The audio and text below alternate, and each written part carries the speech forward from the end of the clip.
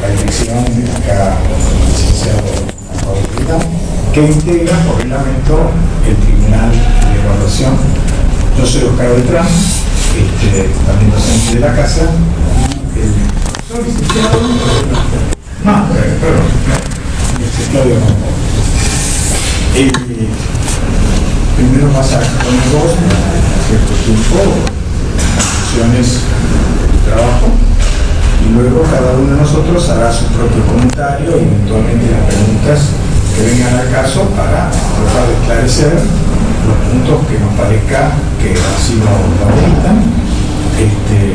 Y bueno, una vez que terminamos con esa ronda de preguntas y consideraciones, lo primero que voy a contar es un hecho más desencadenante que generó que yo me ponga a investigar este tema, que fueron mis alumnos de séptima etapa en el colegio primario. Yo ahí doy clases de formación doctrinal y muchas veces explico el tema del Antiguo Testamento, el origen del hombre, la vida, el Génesis, cómo Dios va creando las cosas, y los chicos a partir de eso van haciendo preguntas. Y el hecho de tener que, de alguna manera, resolver las preguntas y estar en condiciones de dar una respuesta a lo que los chicos plantean, hizo que yo me vaya metiendo en este tema, que es por demás interesante. ¿Cuál es el status quo de la situación?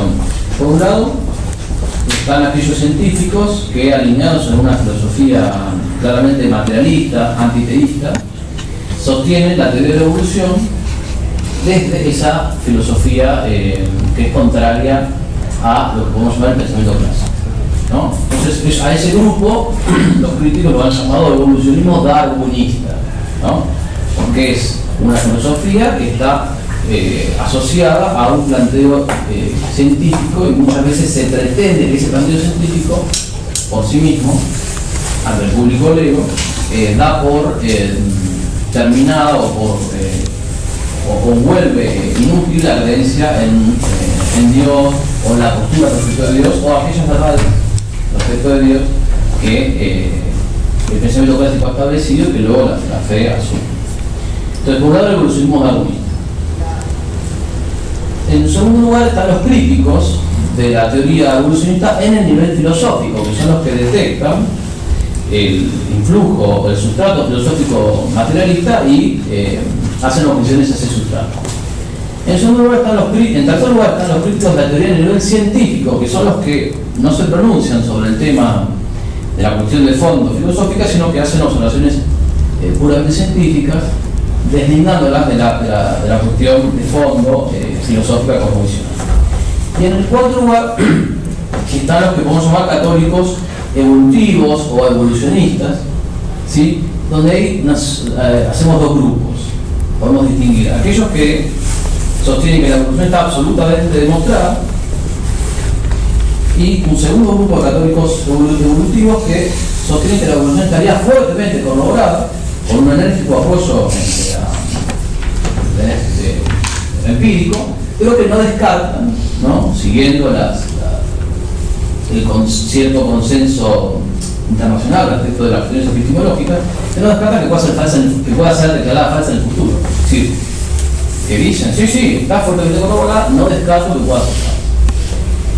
Esta es como la descripción, una primera y somera descripción, y el objetivo de crisis será evaluar la sustentabilidad del planteo que pretende conciliar la teoría evolutiva con las verdades de la fe católica, entre ellas la verdad de la creación, que como sabemos es una verdad que, aunque históricamente fue conocida por el hombre a través de la revelación, de iure o también en línea del principio puede ser accesible a la sola razón natural.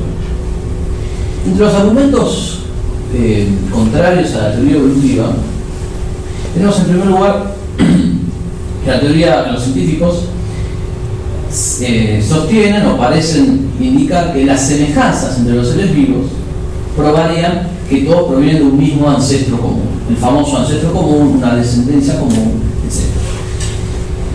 etc.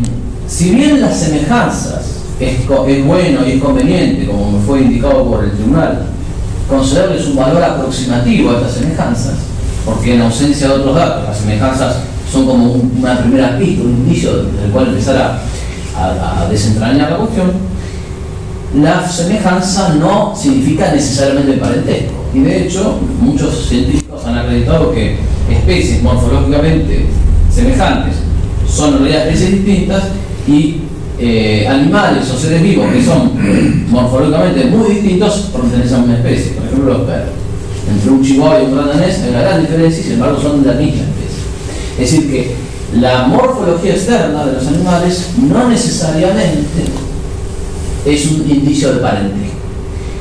Y en la tesis lo que pretendí sostener es que declarar que la semejanza prueba el parentesco supone incurrir en una falacia que es la afirmación del consecuente, ¿no? Como lo sustentamos en su momento. El segundo argumento tiene que ver con el principio básico del darwinismo y del neodarwinismo, que es el gradualismo.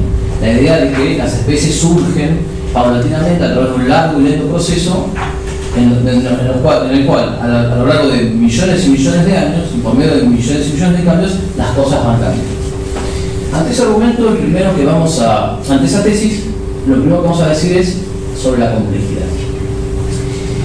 Darwin mismo dice en su libro que mi teoría se derrumbaría totalmente si se pudiese descubrir algún órgano que no se pueda formar por medio de pasos lentos y graduales. Y lo que los críticos científicos han descubierto, y yo intento volcar en la tesis, son los ejemplos de animales, de insectos, de órganos, de estructuras biológicas cuya formación lenta y gradual es o difícilmente conseguible o extremadamente imposible.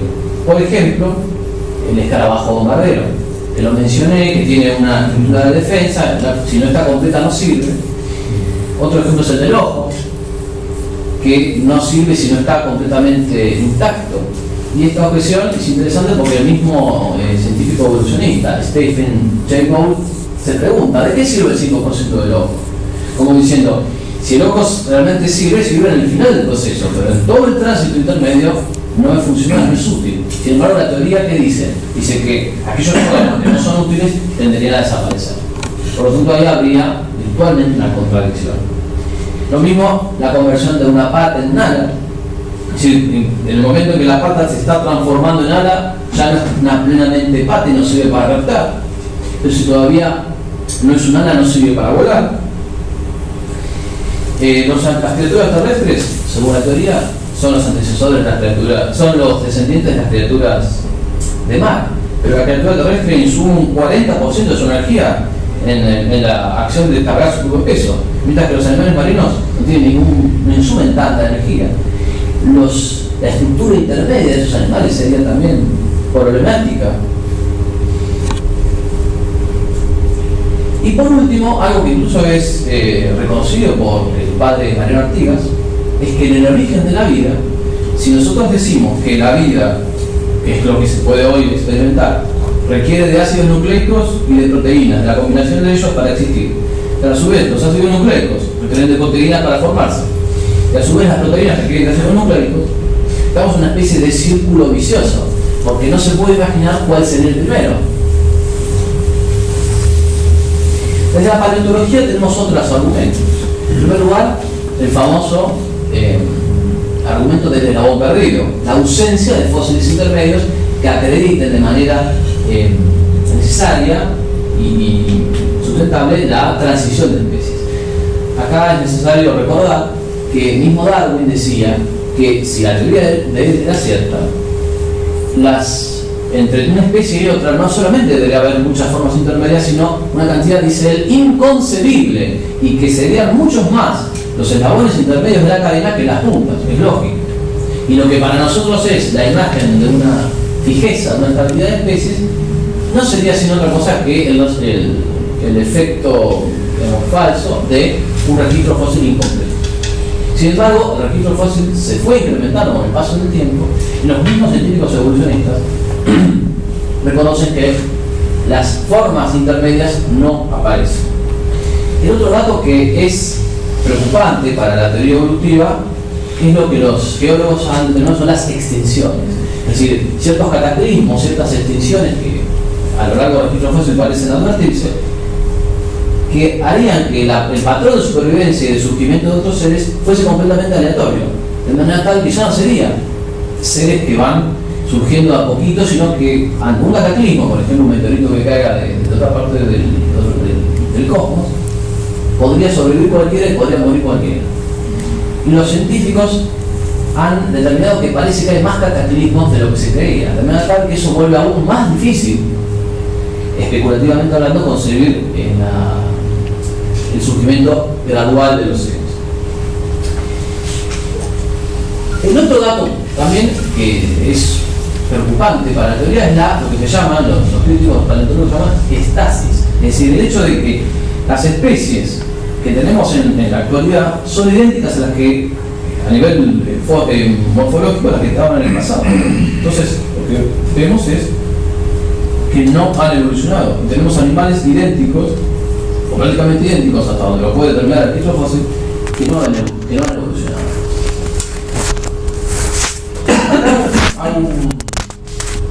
Hago una pausa. Quiero citar a un evolucionista, Niles Eldredge, paleontólogo, que es amigo de Stephen Jay Gould y que escribe en varios libros juntos. Entonces da una explicación de por qué la estasis, o sea, la ausencia de cambios, no fue tomada como se debía. Y dice: cada nueva generación, según parece, produce unos pocos jóvenes paleontólogos dispuestos a documentar ejemplos de cambio evolutivo. Los cambios que siempre se han buscado naturalmente han sido los de tipo gradual, progresivo. Las más de las veces sus esfuerzos han quedado sin recompensa. Los fósiles, en lugar de exhibir la pauta esperada, se refiere al cambio lento y gradual, simplemente seguían virtualmente sin cambios. Este extraordinario conservadurismo le parecía al paleontólogo, que estaba adelante de encontrar cambios evolutivos, como si no hubiese habido evolución. Así, y esta es la clave, los estudios que documentaban la persistencia conservadora, en lugar del cambio evolutivo gradual, fueron considerados un fracaso, y con la mayor de las frecuencias no fueron siquiera publicados. Es decir, que en vez de considerar que la estabilidad de las formas era una contradicción con la tesis, se consideró que era ausencia de prueba positiva, o por lo menos habría un fracaso en lo metodológico, pero no algo que nos estaba diciendo sobre la realidad. ¿No? Esto lo dice Niles Eldredge en un artículo que está publicado en 1972 conjunto con Eldredge y Power. El otro argumento paleontológico es que decíamos que, por un lado, la ausencia de fósiles intermedios, por otro lado, las extinciones graduales, las extinciones que conspirarían contra la idea del gradualismo, y por otro lado, la estasis. El cuarto argumento es la aparición repentina en el registro fósil de ciertas formas antiguas, el caso conocido que también lo desarrolla en la tesis, que es la explosión cámbrica. Es decir, que se detecta que entre el periodo cámbrico y el precámbrico hay animales tan distintos en un corto lapso de tiempo que dicen no hay tiempo, según nuestros patrones, no hay tiempo para que haya ocurrido tanta evolución. Y por eso el mismo Dawkins, que es un neodarwinista a tabla, dice que habrían sido plantados ahí, y dice sin ninguna historia evolutiva. Claro, a ellos les sorprende eso porque consideran que todos deben tener ustedes. Ausencia de fósiles intermedios, extinciones, estasis, aparición repentina. Ante estas evidencias contrarias o estas dificultades especulativas, fueron surgiendo ciertos argumentos para poder salvar a la teoría o protegerla de la extrema dificultad. Hoy vamos a empezar por el argumento de Stephen Jay Gould y Eldredge, ya mencionado. Es lo que sostiene es la teoría del equilibrio puntual. Y dice: ¿por qué no encontramos fósiles intermedios si el cambio fue el gradual? Dice, por supuesto, porque en realidad el cambio no fue el gradual, sino que en algunos momentos han habido saltos, explosiones evolutivas, cambios rápidos, súbitos, repentinos. Eso explicaría, dicen los autores, la ausencia de fósiles intermedios. E incluso dice más, y acá cito a Gould: cuando Niles Eldredge y yo propusimos la teoría del equilibrio puntuado, lo hicimos para conceder a la estasis la posición de digna de mención, porque la estasis había sido anteriormente ignorada como ausencia de prueba de evolución, aunque todos los paleontólogos conocían su elevada relativa frecuencia. Es decir, cuando la estasis, y esto es lo que yo quiero marcar, pues me parece muy relevante. Cuando el dato objetivo de la estancia, la permanencia de los fósiles, no podía ser asumido dentro del marco evolucionista, fue ignorado. Cuando pudo ser asumido, diciendo que en realidad los cambios ocurrían de manera rápida, ahí entró en la solución que dice el digno de atención, es decir, su existencia pudo ser blanqueada. No estoy diciendo que sea algo razonable, porque de hecho la ciencia vive y crece gracias a hipótesis ad hoc, cosa que también dije en la tesis. Pero lo que estoy diciendo es que hay una defensa, es decir, una cosa es un argumento ad hoc que permita eludir un obstáculo, pero otra cosa es convertir un obstáculo en una prueba. Es decir, convertir un punto débil en un punto fuerte, son cosas distintas. El otro argumento, el otro recurso fue distinguir entre el hecho de la evolución y los mecanismos de la evolución. ¿Por qué? Porque los científicos decían, bueno, hay una discusión, les acepto una discusión sobre los mecanismos de la evolución. Está bien, algunos dicen que fue rápido, otros dicen que fue lento, otros dicen que fue una combinación. Podemos discutir un montón sobre los mecanismos, pero el hecho de la evolución tiene que permanecer endeble, incontrovertible. Y yo lo que hice fue buscar en diferentes críticos la viabilidad o la sustentabilidad de este argumento. Y descubrí que lo usaban varias personas. Lo usaban tanto científicos como intelectuales creyentes o católicos o teístas. Digo, para que vean el abanico de gente de la que estoy hablando. Entonces, por ejemplo, dice Gould, y repite el padre Manuel Ortega, dice: la fuerza de la gravedad existe, pero su naturaleza al cabo de más de 3 siglos sigue siendo tan misteriosa para nosotros como lo era para Newton. Entonces la comparación de Artigas y de Gould es: nadie niega que la fuerza de la gravedad existe. Ahora, los mecanismos por los cuales actúa, bueno, ahí podemos discutir. Lo que diría Artigas y Gould es que lo mismo sería aplicable a la evolución. Y ahí digo yo, bueno, pero hay una primera diferencia. Mientras que la fuerza de la gravedad es algo que lo percibimos con nuestros propios ojos, la evolución no. Por lo tanto, la analogía no es completa. No es idéntica. Uno podrá decir, bueno, pero ninguna analogía lo es. Pero acá me parece que es extremadamente idéntica.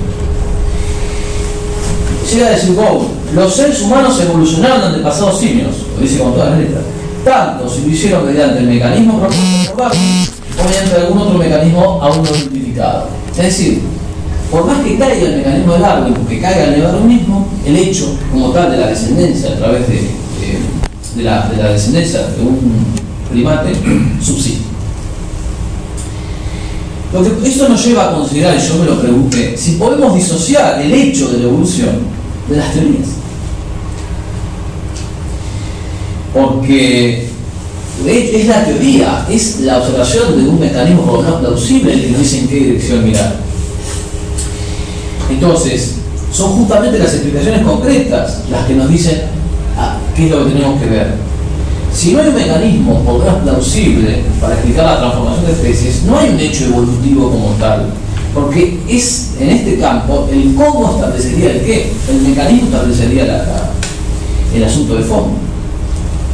Por eso dicen algunos autores que un hecho evolutivo estaría vacío, sin una teoría que lo apoye. En ausencia de una explicación de cómo pueden darse las transformaciones, la declaración desnuda de que los seres humanos evolucionaron no es contundente, porque lo que hace persuasible y creíble a esta declaración es que los científicos creen que saben cómo se puede transformar un pez en un anfibio, un mamífero, y así sucesivamente. Pero si ellos no saben, entonces la declaración pierde su fuerza, se transforma en, como dice el autor, algo le ponemos una etiqueta que le ponemos a un misterio. Por eso dice también Phil Johnson, a quien cité muchísimas veces, los desacuerdos acerca del mecanismo de la evolución son de importancia fundamental para determinar si los científicos saben en realidad tanto como afirman saber. El contenido que queda de cualquier hecho cuando se elimina el mecanismo resulta absolutamente confuso. Esta cierta nebulosidad que se transforma en hecho, lo que se considera mecanismo, es lo que a mí me habilita, y lo digo del principio de la tesis, tener cierta prudencia. Es decir, yo no estoy, por eso desde el principio lo digo, yo no voy a negar que Dios hizo el mundo evolutivamente, porque como se me indicó y como yo acepté de entrada, lo que es oscuro para afirmar también es para negar. Entonces, ante el concepto de evolución que aparece después de las críticas como algo nebuloso y que no podemos como asirlo, bueno, sí, yo no me pronuncio, pero por eso, por lo mismo, sostengo que si es oscuro para negar, también lo sea para afirmar, y que reclamo que haya esa prudencia del otro lado. El otro punto que quiero tocar es el principio de uniformidad científica o uniformidad de la naturaleza.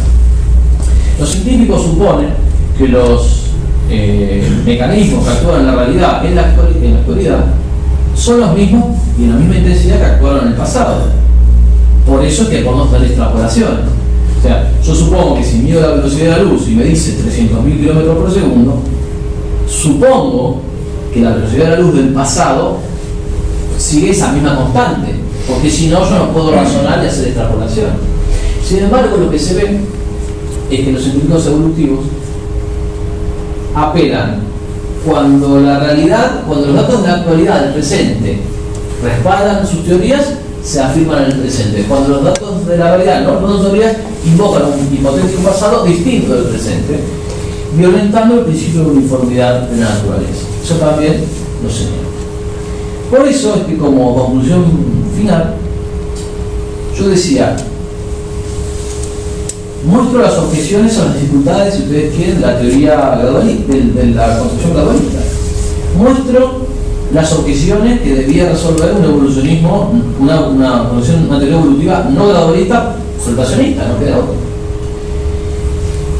De alguna manera, acredito que el concepto mismo de evolución parece nebuloso. Todo eso, cuando voy a la propuesta de conciliación entre la teoría evolutiva y las verdades de la fe, entre ellas la creación, digo, no parece muy sustentable, porque ¿qué es lo que estaríamos conciliando? Si lo mismo, si ese elemento uno de los dos elementos que estamos pretendiendo conciliar parece como resbaladizo, por lo menos.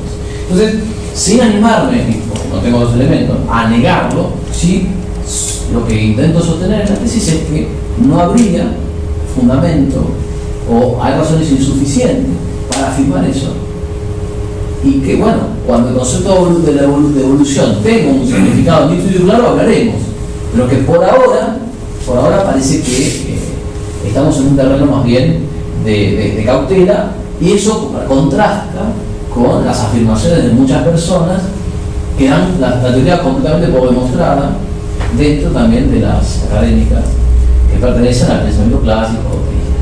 Así que esa es un poco la introducción que preparamos.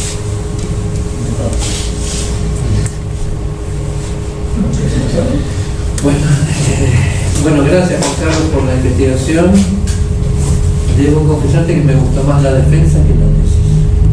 Me gustó más esto que estás diciendo ahora, que te escucho, me parece más prudente que a veces lo que había visto escrito, porque había cosas que me asustaban, ¿no? Me parece que en algunas, bueno, lo que dijimos, algunas cosas son así como medio tajante, duro, parecería que pontificar, y ahora no, ahora me parece que tenés una postura interesante, la presentaste muy bien, lo tenés claro. Yo agradezco la presentación que hiciste.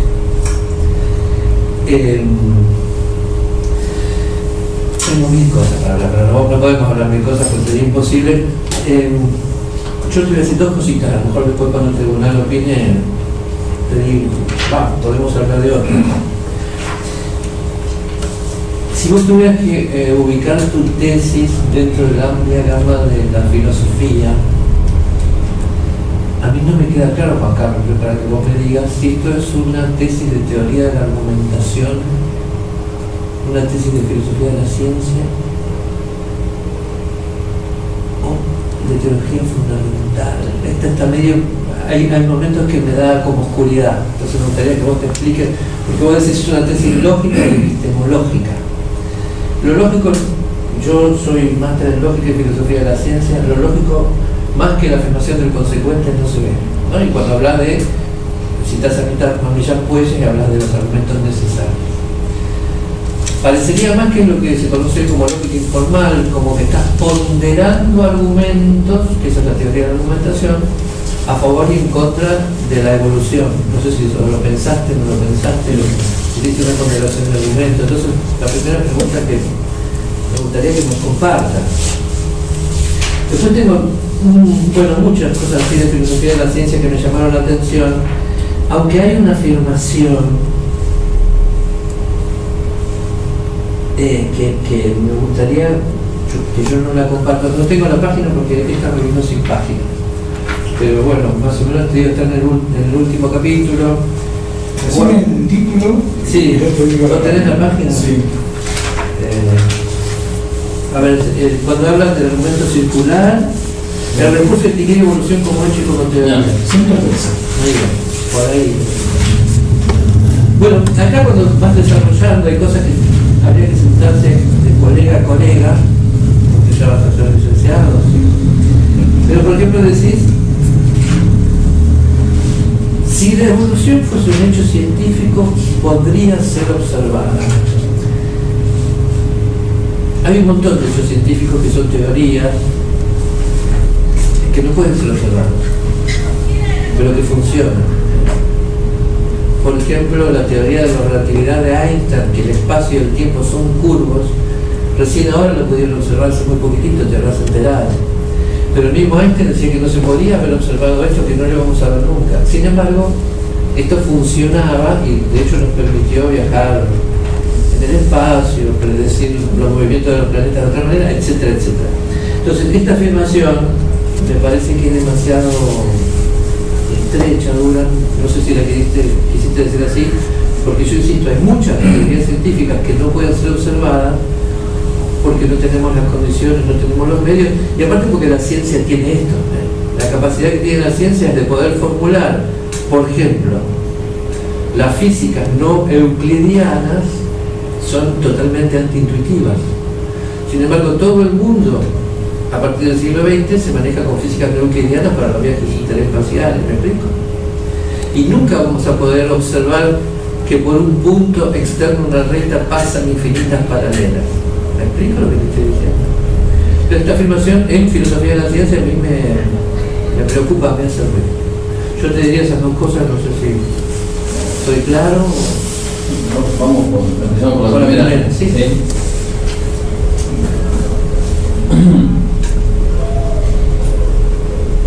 Yo reparé mucho en el argumento del nivel epistemológico de la tesis, porque bueno, entendía que es lo que me abre, aporto o no a la tesis. La tesis puede ser buena, mala, puede ser una cosa u otra, pero si no es una tesis de filosofía, me equivoqué de facultad, básicamente.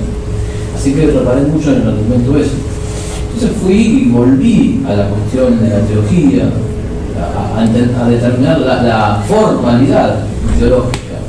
Y la formalidad teológica, al menos hasta donde la pude determinar, leyendo los textos de Santo Tomás y de otros manolistas y consagrados, fue con la apelación al argumento de la autoridad de Dios o de la Sagrada Escritura. Es decir, que lo que hace, lo que volvía teológica a un planteo era esa apelación a ese argumento. Cosa que yo nunca lo hago, sino que yo, mi mención sobre las Sagradas Escrituras es más bien tangencial, lo vamos a llamar el objeto material, ¿no? Es decir, no como algo que utilice una cita de la Sagrada Escritura para sustentar lo que digo, sino que, bueno, estamos hablando de esto, y así como el hecho de tocar temas científicos no lo volvió una tesis científica, entiendo que, de la misma manera, el hecho de tocar temas religiosos, materialmente hablando, no lo convertí en una tesis teológica. En ese sentido, me pareció que podría ser lo mío, ¿no? Intentar seguir los pasos de Tenzin Sol o de Piper cuando hablan de la filosofía cristiana o el filosofar del hogar, ¿no? En esa línea es donde yo me ubico, es decir, no como algo que invoco como una autoridad, sino como un tema que lo toco filosóficamente y que también daba mi propia condición de católico. Por eso también no podía yo eludir también la cuestión teológica y y hacer una especie de evaluación del tema a la luz perdón, teniendo en cuenta solamente los argumentos filosóficos, sino también en la medida en que se imbrican las autoridades religiosas, también tenía que tocar. Respecto del segundo argumento,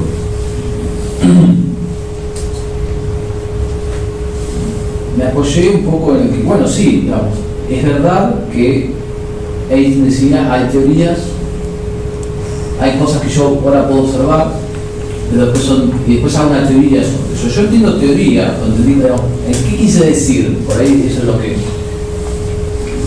corrijo o mejoro mi formulación.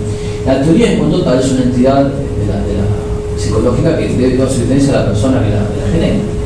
Entonces, en tanto que la teoría de la evolución es una teoría que está que como tal su existencia se debe a la mente de la persona que la generó, no es observable en tanto teoría, pero tampoco podemos ver que las cosas, que los animales o los seres se transforman, que evolucionan unos en otros. Entonces, lo que yo quise decir es que no era repetible, que no era lo mismo la fuerza de la gravedad o incluso lo que podemos ver por medio de instrumentos científicos muy poderosos ahora, cosa que no se vio en la época de Einstein. Pero sí como que la interpretación, la entidad psíquica que hago sobre el hecho es de otro orden. A eso es lo que quise decir, a eso iba. No, por favor. Y con respecto a la otra. Bueno, perfecto. Bueno, yo quiero empezar también por hacer una alabanza de los aspectos que me parecieron satisfactorios. Es decir, el desarrollo mismo escrito acredita de tu parte capacidad de investigación, solvencia en el manejo de fuentes, una buena prosa, un tipo que escribe con claridad, al que da gusto de ir leyendo, se hace ameno, se hace atractivo, ¿no? El ir recorriendo las páginas. Y me parece que también ha sido cuidadoso en tratar de recurrir a argumentaciones, que es justamente lo que acá se dice. Entonces, por ese lado, yo quiero hacerte presente mi reconocimiento, ¿no? Vos ya tuviste oportunidad de recibir las opiniones que yo transferí a partir de la lectura de tu texto, y también te quiero agradecer la cortesía de haber tenido en cuenta algunas, por lo menos, de esas objeciones, cosa que yo he podido apreciar en la segunda versión del trabajo, ¿no? El haberte avenido a revisar tu tesis y haber dado, por así decirlo, un ajuste de algunas cosas, también representa de tu parte un gesto, bueno, de guía, digamos, de buena predisposición para esto, ¿no? Pero bueno, es respetable que vos hayas mantenido algunas cosas más allá de lo que yo había criticado. Por ahí, en este momento, puede ser oportuno que veamos la manera de acercar las posiciones de lo que vos propusiste a lo que yo noté, ¿no? Con respecto a la observación que hizo mi colega Conforti, yo también tenía alguna duda acerca de la pertinencia de esta tesis como trabajo filosófico. Entiendo lo que vos dijiste acerca de la impronta específica del método teológico, que consiste en invocar autoridades, etcétera, etcétera, ¿no? Y coincido con vos en que en ese sentido fuiste muy mesurado. Ahora, hoy mismo usaste una expresión que yo estaba por sugerirte para que quizás se volviera mucho más transparente tu propuesta, ya que en vez de hablar de una compatibilidad con las verdades de la fe, quizás te hubiese convenido plantearlo como una compatibilidad con la filosofía cristiana, con la cosmovisión cristiana, o algo así, ¿no? Porque, en definitiva, el saber que interpreta la fe y que lo pone en disposición de confrontarse con otras disciplinas es la teología, ¿no? es a ella a quien debemos preguntarle qué es lo que la fe dice, ¿no? Y de hecho hay varias partes de tu trabajo sobre las cuales hoy no hablaste. Quería decirte que hoy centraste tu exposición justo en la parte en la que estamos más de acuerdo. O sea, me pasó lo mismo que a Claudio decía. Todo lo que vos decís en cuanto a objeciones a la teoría de la evolución lo comparto incondicionalmente, ¿no?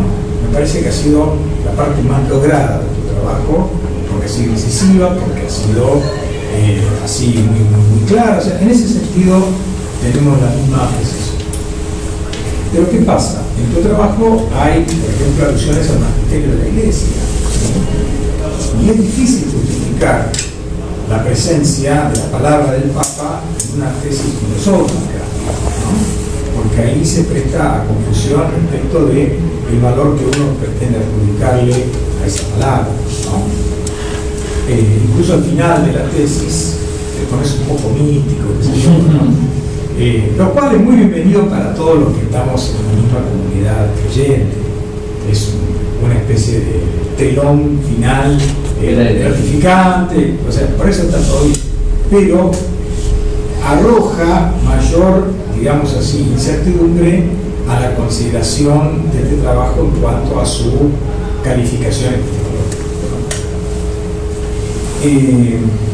Una de las cosas que a mí me parece sería bueno que trataras de aclarar es por qué, mientras por un lado vos haces tanto hincapié en las dificultades de la teoría de la evolución, no te has hecho cargo de aquello que habitualmente se considera como meritorio de esa teoría. Es decir, la teoría de la evolución, como toda teoría, tiene dificultades, tiene debilidades, tiene imperfecciones.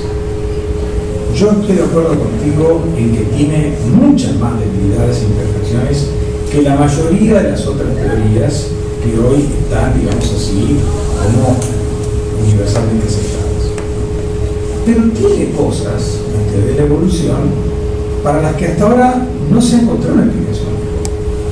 O sea, el hecho de que antes había especies que ahora no hay, que ahora hay especies que antes no había, y que las especies que hay ahora son parecidas a las que había antes, es muy sugerente y ha dado lugar a esa hipótesis con todas las dificultades de las que vos estás hablando, ¿no? Y el hecho de que uno se ponga a leer los textos de quienes defienden la teoría de la evolución te lleva a considerar argumentos de los que aquí lamentablemente no se ha tomado debida nota.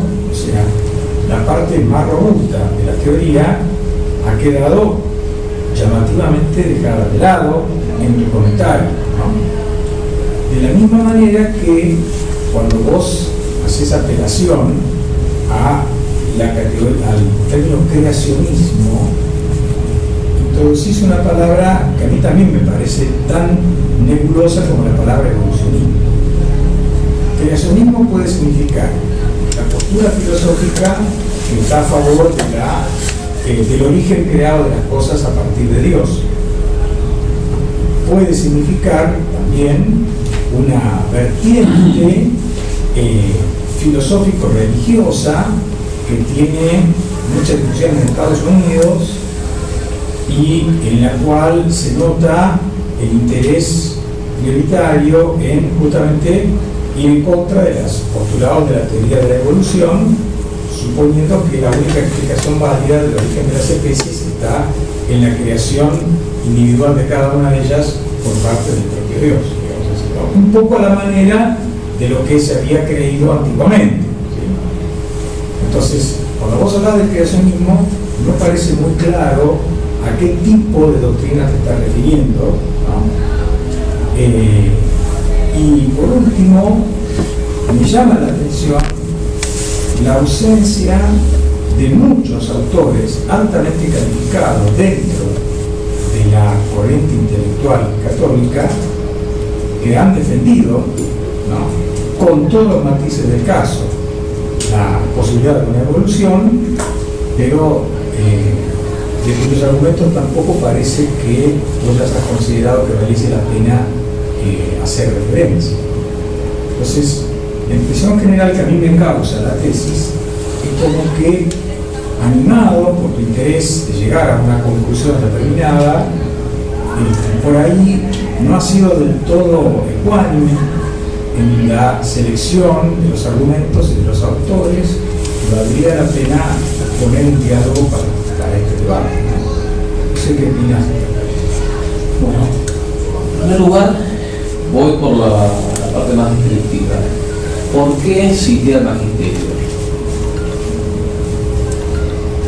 Cuando hice mi investigación sobre estos temas, lo primero que encontré es que la mayoría, no decir la casi totalidad, de los intelectuales católicos que hablan del tema invocan el magisterio.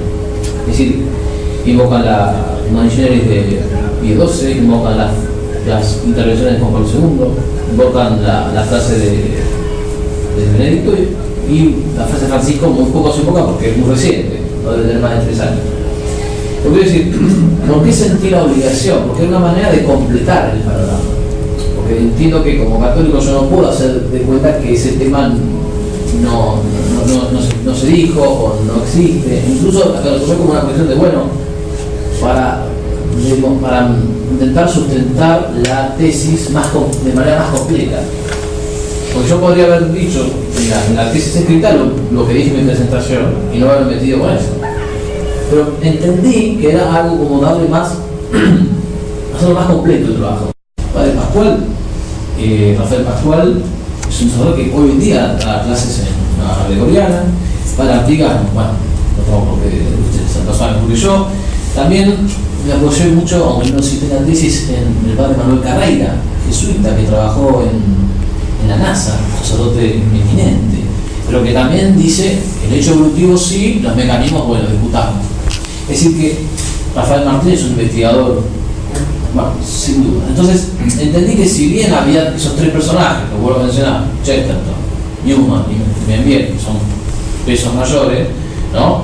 Colosos, pero entendí que estaban de alguna manera contrapesados en personas que tenían un mérito intelectual intachable y que además tenían la ventaja de su autoridad, porque Chesterton, Membiel y Newman ni soñaron un montón de los documentos científicos sobre los que hoy estamos discutiendo.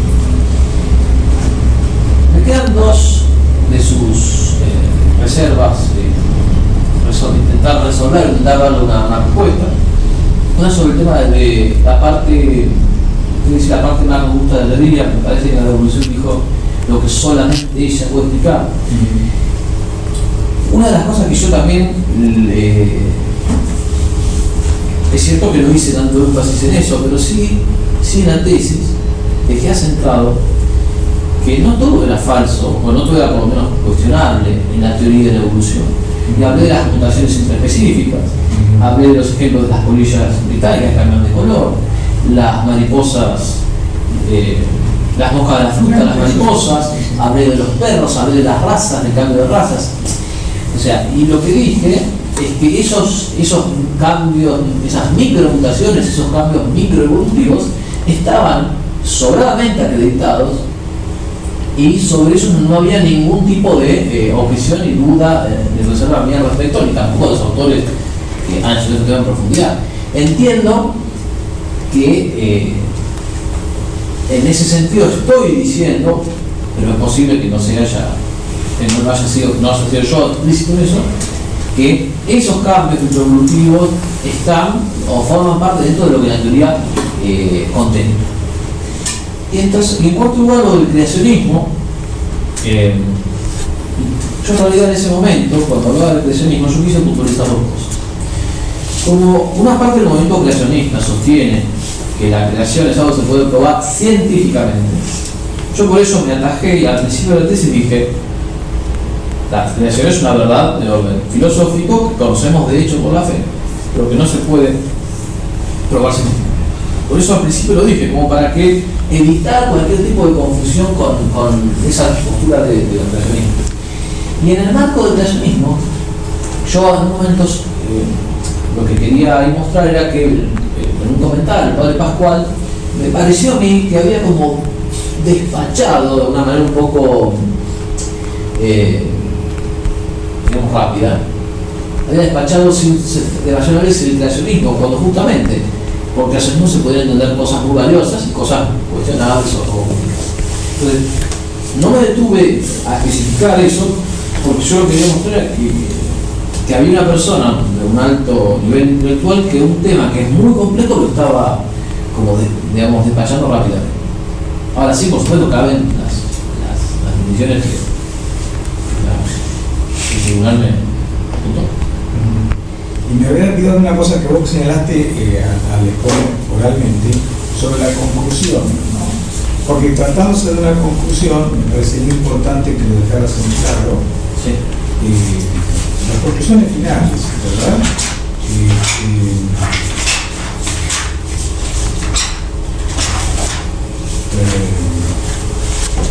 En el 119. Sí. Vos en la página 4 decís, la presente tesis no concluye el acerto de que Dios no hizo el mundo evolutivamente. En la página 119 decís que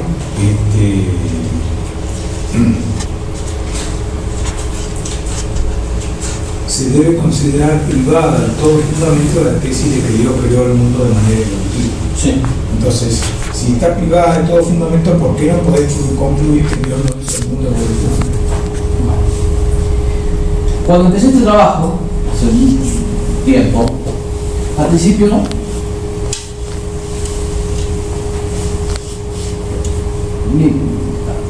Al principio decía, bueno, advertí una cosa, para que uno pueda decir que algo no puede ocurrir, se tiene que apoyar en un conocimiento.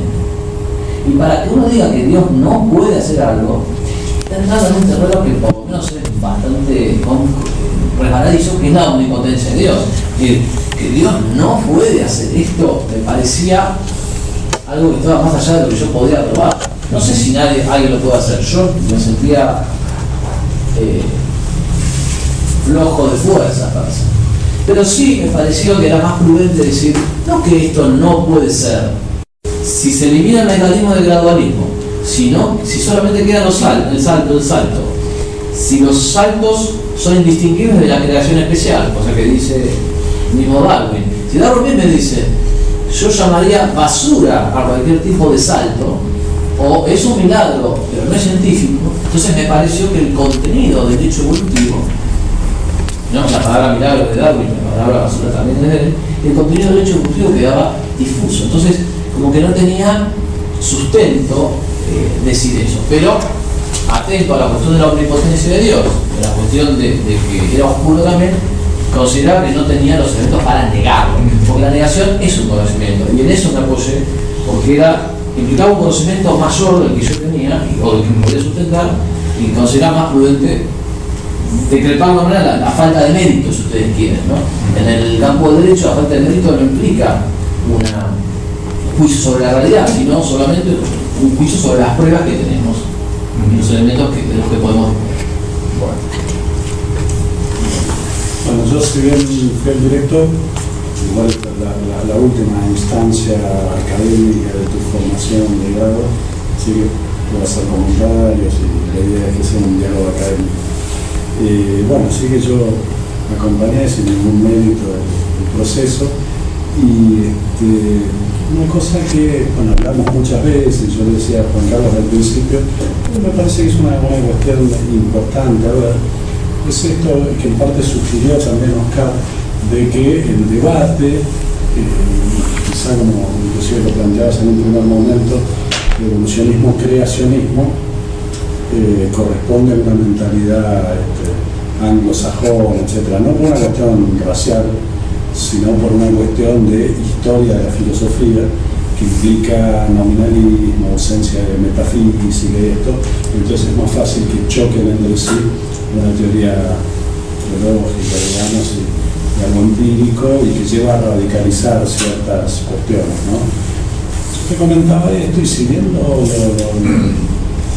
lo fuiste, digamos, en parte moderando. Algo, me parece a mí, yo te comentaba, subsistió de ese patos, ¿no? Un patos muy particular en el cual para los anglosajones se está jugando algo de vida o muerte, y para alguien con conocimientos metafísicos, con la mediación de la filosofía, no se está jugando algo tan grave. Eso me parece que, bueno, te lo he comentado, más ninguna, que quedó un cierto desfasaje ahí, por lo menos inclusive de tono. Y en esa misma línea, la otra cosa que también te dije, no es ninguna sorpresa, es que en esa mediación filosófica, metafísica, que sería esperable, una ausencia, yo veía que hoy no lo nombraste, es el de análisis, te lo dije muchas veces, como el de Gilson, ¿no? ¿Por qué en particular Gilson? Por análisis metafísico del tema, sobre todo de finalismo y mecanicismo, ¿no? ¿Está bien? A mí me parecía, ¿no? Te lo comentaba, que faltaba esta cuestión de, a veces con historia de la filosofía también se suplía, de cómo detrás del evolucionismo y del positivismo evolucionista sobre todo, hay medio ambiguamente por detrás y nunca del todo reconocida, una teoría finalista, pero que viene medio maltrecha porque viene más bien del hegelianismo y cosas por el estilo. ¿Viste? El hegelianismo es una teoría finalista que es medio una transposición del finalismo cristiano. Entonces, ahí hay una relación ambigua del positivismo evolucionista con hegelianismo que se puede criticar bastante agudamente y que yo no físicamente, que igual también puede ser una decisión, pero me parece que era una cuestión a tener en cuenta. Yo eso te lo comentaba, quizás podés decir algo de por qué elegiste eso o no, porque ya te digo, la misma idea de una evolución como algo en una cierta dirección, sí, ya parece un planteo finalista, ya eso es una autocontradicción, digamos, del evolucionismo mismo, que me parece a mí que se explica por esa historia paralela, con vasos comunicantes, sobre todo lo llaman los filósofos de la naturaleza, que vienen del hegelianismo, y después su presencia subterránea en el positivismo, ¿no? Y en la ciencia de la época. Sí. Complejo, tiene muchas aristas, vamos a hablar de dónde la podemos agarrar. No es nada nuevo, no. ¿Por qué no me concentré en el tema del finalismo? Sin duda el finalismo es un tema importantísimo al estudiar las ciencias naturales. De hecho, esto me remonta a lo primero que dije. Una de las cosas que yo más disfrutaba con mis alumnos era explicarles la finalidad de la naturaleza, porque de alguna manera ese diseño lo llevaba a detectar la posibilidad de un diseñador. Entonces, y un fin, una finalidad, supone una inteligencia que dirige las cosas hacia un punto, por lo tanto constituye un enérgico argumento en pro de la inteligibilidad del mundo, ¿no? Que de hecho el mundo es inteligible porque proviene de una inteligencia, o sea que genera un campo de conceptos riquísimo y muy fecundo para la especulación y para la recreación de la inteligencia. Si bien el finalismo no lo toqué en la tesis, digamos, es un tema que sí abordo fuera de la tesis, porque me interesa mucho, pero el motivo principal de por qué no hice énfasis, no puse lupa en él, porque de alguna manera, dado que mi objeto era, respecto a mi tesis, era evaluar la sustentabilidad de la propuesta de conciliación, ese era un tema que yo tenía con los católicos que aceptan la evolución, lo tenían absolutamente como coincidente y congruente. Es decir, los católicos que aceptan la evolución aceptan, por supuesto, la finalidad y saben que de la finalidad en el orden natural se puede llegar a la inteligencia. Y yo también. Entonces, no era un tema que, si bien es absolutamente importante y riquísimo, no era un tema que por lo menos en el tema de la tesis se jugara, porque era uno de los temas de las coincidencias. Entonces, por eso es que no me refiero al tema del finalismo más que de manera marginal, porque yo no, digamos, la tesis no es una polémica con el sector evolucionista ateo o materialista, sino que la tesis va dirigido a la propuesta de consignación de católicos que aceptan la finalidad. Entonces sería la primera respuesta, que no significa que el tema no sea importante ni que no sea próximo, sino que no decidí hacer foco ahí en eso por ese motivo. Aunque hay referencias tangenciales en la tesis.